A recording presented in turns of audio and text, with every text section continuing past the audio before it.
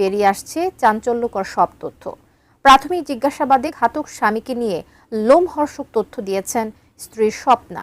গা শিউরে ওঠা সেই বর্ণনা জানাচ্ছেন সহকর্মী এসআই রাজ।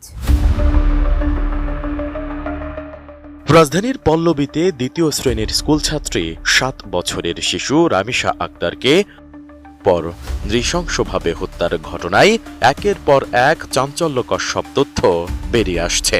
এ ঘটনায় প্রধান অভিযুক্ত মোহাম্মদ জাকির হোসেন ওরফে সোহেল রানা এবং তার স্ত্রী স্বপ্না আক্তারকে গ্রেপ্তার করেছে পুলিশ।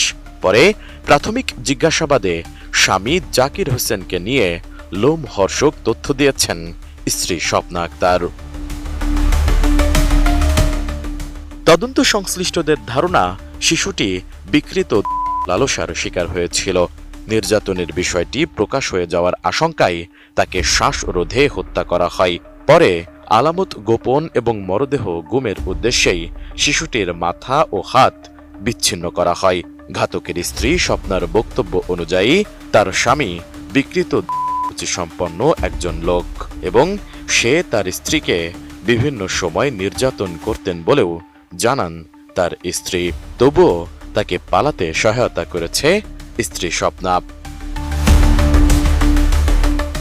নতুন বাংলাদেশ গড়তে এলো জুলফিকার স্টিল। জুলফিকার স্টিল। মঙ্গলবার রাতে এক সংবাদ সম্মেলনে ঢাকা মেট্রোপলিটন পুলিশের অতিরিক্ত কমিশনার এস.এন.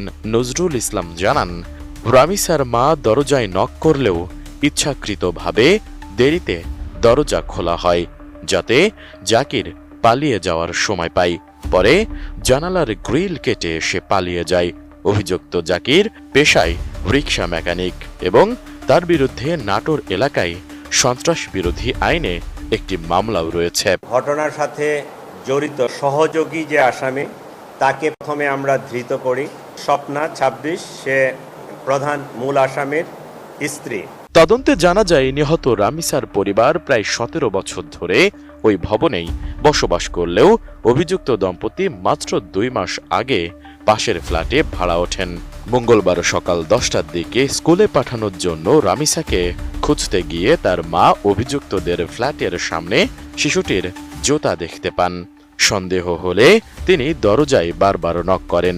আর ঠিক সেই সময় ফ্ল্যাটের ভেতরে হত্যাকাণ্ড সংঘটিত হচ্ছিল বলেই ধারণা পুলিশের। রামিসার মার দরজায় নক করার শব্দ শুনেও স্বপ্না দরজা খুলতে দেরি করেন।